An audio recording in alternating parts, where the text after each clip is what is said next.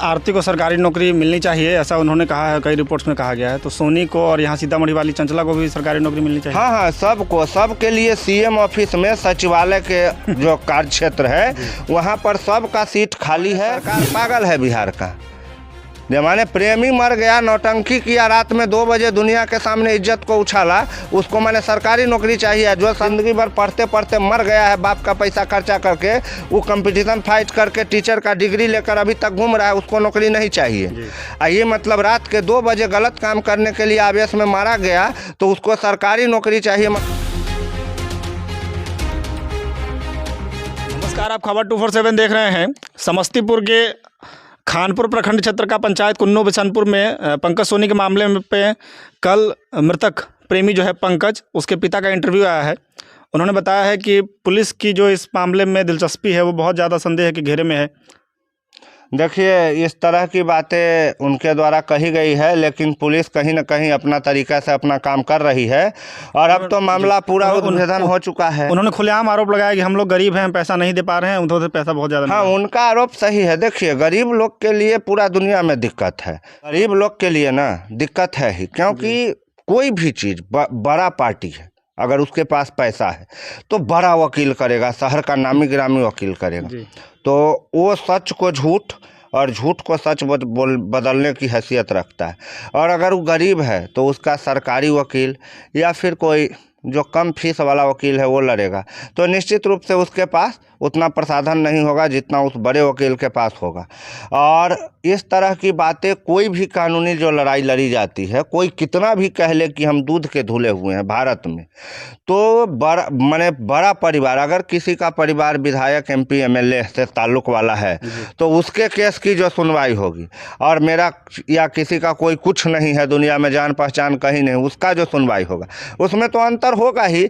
और मामला जहाँ तक है सोनी और पंकज वाला, तो इस मामले में तो अब पुलिस जांच करके आधा निष्कर्ष लगभग निकाल चुकी है। अब पुलिस हर एक बात जो है पंकज के पिताजी को तो बताते नहीं न रहेगा। पंकज का पिताजी पुलिस का कोई ऊपर का अधिकारी नहीं न है जो हर एक जानकारी उसको दे देगा। मान लीजिए वो मीडिया के सामने आकर के बोल दिया तो पुलिस के जांच में खलल न पड़ेगा। तो मिला जुला करके कहानी ये है कि पुलिस अपना काम कर रही है। और मैं जैसा पहले बताता था, पूरे मामला में सोनी और उसकी बहन और उसका बाप भाई सब शामिल है। आवेश में आकर के किया गया ये हत्या है। अच्छा, पंकज के जो पिता हैं उन्होंने बताया है कि इस पूरे हत्याकांड में 5 लोग जो शामिल है वो 5 सोनी के परिवार से ताल्लुकात रखते हैं। देखिए, ऐसा पंकज के पिता का आरोप जरूर है, लेकिन पुलिस जांच के द्वारा अभी पक्का साबित नहीं किया गया कौन कौन था और कितना आदमी था। तो पुलिस अपना जांच कर रही है। पंकज का जो पिता है उसका भी अगर आरोप इस तरह का है तो इसका मतलब वो घटना के समय वहां पर मौजूद था जी। और अगर मौजूद था तो कर क्या रहा था। तो इस तरह की फालतू की रिपोर्टों पर ध्यान देने की ज़रूरत नहीं है। अगर पंकज का पिता जानता है कि 5 आदमी हत्या में आरोपित है, हत्या करने में शामिल है, तो वो वहाँ पर मौजूद था इसका मतलब। और अगर मौजूद नहीं था तो बेवजह की बातें वो नहीं करे। पुलिस की टीम उस जाँच में लगी हुई है और देर सवेर, थोड़ा टाइम लगता ही है प्रोसेस में, और देर सवेर इसका जो है निष्पादन किया जाएगा। जो उसका कातिल है उसको सज़ा अवश्य मिलेगा। लेकिन मैं पंकज को भी पाक साफ नहीं मानता हूं। अगर रात में वो अपनी प्रेमिका से मिलने गया था तो ये गलत था, और गलत का सज़ा मौत मिला, ये ज़्यादा बड़ा हो गया। लेकिन अब उसमें कुछ आवेश में आकर के किया गया काम को क्या कहिएगा। उनके पिता ने बताया कि वो मिलने गया नहीं था, वो सोनी के भाई जो है वो ले गए थे, वकील यादव या कुछ नाम। अच्छा, ठीक है, उनका इस तरह का बयान केस सब में आता है। अगर केस में मर्डर करने के बाद कोई मर्डरिस्ट कहता है कि हम मर्डर किए थे, वो अपना तरफ से पहले कहता है हम वहाँ नहीं थे, हम उस दिन थे ही नहीं, हम वहाँ थे। जब अंदर जाता है, तोड़ तार शुरू होता है, जब रिमांड चालू होता है ना, तो गूंगा भी कवाली गाने लगता है, तब न कबूल होता है जो कौन कौन क्या क्या किया था नहीं किया। ये बाहर तो हम मीडिया के सामने बहुत भाषण देते हैं, जब सही बात कोर्ट में जब सामना होता है ना सबूत और गवाह से, तब असलियत निकल के आता है। उसको कैसे मालूम था कितना आदमी था नहीं था, ज़बरदस्ती बुला के ले गया। 2 साल का बच्चा है जो कोरा में उठा के लेके चला गया। सब आलतू फालतू बात है, केस को मजबूत बनाने के लिए किया जाता है। उस सब पर ध्यान नहीं देना है। आगे जो कार्रवाई हो रहा है देखते रहिए। आरती को सरकारी नौकरी मिलनी चाहिए, ऐसा उन्होंने कहा है, कई रिपोर्ट्स में कहा गया है। तो सोनी को और यहाँ सीतामढ़ी वाली चंचला को भी सरकारी नौकरी मिलनी चाहिए। हाँ, सबको, सबके लिए सीएम ऑफिस में सचिवालय के जो कार्य क्षेत्र है वहाँ पर सबका सीट खाली है। सभी जो आरती हो गया, ये चंचला हो गया, सोनी हो गया और 2-4 गो जो सब है जिंदा बच गया है, इस सब को सीएम के सचिवालय में जॉब मिलेगा, 5 करोड़ सालाना पैकेज रहेगा, सरकारी तमाम छुट्टी रहेगा और उसको कोई काम नहीं करना होगा। माने सरकार पागल है बिहार का।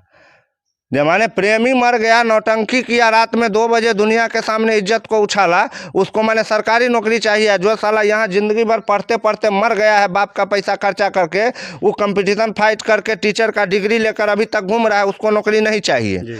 ये मतलब रात के 2 बजे गलत काम करने के लिए आवेश में मारा गया तो उसको सरकारी नौकरी चाहिए। मतलब इस तरह का जो डिमांड रखता है ना, वो दिमागी रूप से पूरा पागल आदमी, पैदल है। इस तरह की फालतू का डिमांड रखना ही सर्वथा अनुचित है। अरे वो कौन सा कारगिल में शहीद हो गया है उसका प्रेमी, देश के लिए लड़ते लड़ते, जो इसको नौकरी चाहिए। गलत काम करते हुए मारा गया है, उसको सरकारी नौकरी चाहिए। ये तेक जो पढ़ रहा है पटना दिल्ली बम्बई में रह के कोचिंग इंस्टीट्यूट में तैयारी कर रहा है, लड़का लड़की लोग, वो सब पागल है, उसको नहीं चाहिए नौकरी। उसके लिए वकालत करने वाला सब पत्रकार मर गया, लेकिन एक गलत आचरण वाली लड़की के लिए वकालत करने कितना पत्रकार और कितना नेता पैदा हो गया मालूम है ना। भारत में अभी समझिए प्रलय काल चल रहा है, जितना बड़ा गलती जो करता है उसको उतना बड़ा पुरस्कार मिलता है। अनर्थ हो रहा है भारत में, क्या कहें। आरती छोटू मामले में जो वकील हैं शिवनंदन तिवारी, उनका क्या वक्तव्य है? उनका वक्तव्य एकदम सही आ रहा है। वो बार बार कह रहे हैं, सबूत पेश कर रहे हैं कि आरती का जो भाई है वो छोटू को बचाने के क्रम में बहुत मार खाया है वहाँ के लोकल पब्लिक से, जिसका उसका पूरा वीडियो रिकॉर्डिंग है। आरती से ज़्यादा इलाज हुआ है उसके भाई का। आप सब आदमी, ये मीडिया वाला जितना है, सब देख करके उसका मुंह कान सब फूट फाट गया था। अगर उसका मर्डर करने का इरादा होता तो उतना मार काहे खाता हूँ। बहुत सारा सबूत है, सब सबूत अदालत में जमा किया जा रहा है। ये आरती फारती झूठ फूस का जो डायलॉगबाजी कर रही है ना, कैमरा टीवी पर आकर फेमस हो गई है, सरकारी नौकरी भी आज नकल मिलिए जाएगा, तो ये सब जो है से अदालत में जब आमना सामना होगा ना, तब देखिएगा। और एक बात और मैं बता देता हूँ, आरती जो है उस केस की पीड़ित है, गवाह की श्रेणी में उसे रखकर कभी केस नहीं क्लोज किया जाएगा। तो आरती का जो कहना है उसी आधार पर कभी फैसला नहीं होगा। आरती का जो कहना है उसे सत्यापित करने के लिए कम से कम 5-7 गवाह उस तरह के और चाहिए, तभी जा कर के आरती जिस पर आरोप लगा रही है वही मुजरिम साबित होगा। अन्यथा जिसको मुजरिम कहा जा रहा है वो भी अपना सबूत और गवाह पेश करके इस बात की पूरी कोशिश करेगा ना कि वो मुजरिम है कि नहीं बताने की। अच्छा, आपने कहा था कि आरती पीड़ित नहीं है, पीड़ित है। छोटू का परिवार अभी कह रहे हैं कि आरती पीड़ित है। आरती जो पीड़ित है वो इस हिसाब की पीड़ित है जैसे पुलिस को वही न बता रही है कि मेरा भाई मारा, मेरा बाप मारा, तो वो उस केस में जो लिखा जाएगा तो आरती को गवाह के तौर पर नहीं रखा जा सकता है, क्योंकि वो खुद एक उस केस का हिस्सा है जिसके प्रेमी को मारा गया, तो वो गवाह नहीं होगी। तो आरती को छोड़ करके इस केस में आरती के पास और कौन गवाह है, बताया जाए हमको। कोई गवाह नहीं है इस पूरा केस का, आरती अकेले गवाह है और बाकी जो गवाह है वो आरती के राय से बिल्कुल इत्तेफाक नहीं रखता है। तो कोर्ट जो है इमोशन पर फैसला नहीं करती है, कोर्ट सबूत और गवाह के आधार पर फैसला करती है, और उस फैसले में निश्चित रूप से आरती धरी जाएगी। और आरती का सरकारी नौकरी अगर मिल भी गया तो फैसला आने के बाद चला जाएगा। मतलब सरकारी नौकरी मिल सकती है। हम अब इतने लोग लागल भीलर है, उसको कल को सीएम का उम्मीदवार बिहार का घोषित कर दे, कहीं आश्चर्य नहीं होना चाहिए। ऐसा लोग को देखते हैं, कांग्रेस टिकट देवे करता है यूपी में, तो यही दे देगा तो कौन कहीं कह दे यही पीड़ित महिला हमारा राज्यपाल राष्ट्रपति का उम्मीदवार है। इस दुनिया में भारत में कुछ भी संभव है। चलिए, धन्यवाद आपका इस मामले पर अपना वक्तव्य देने के लिए। फेसबुक पेज को फॉलो कीजिए, यूट्यूब पर चैनल को सब्सक्राइब कर लीजिएगा। जय हिंद।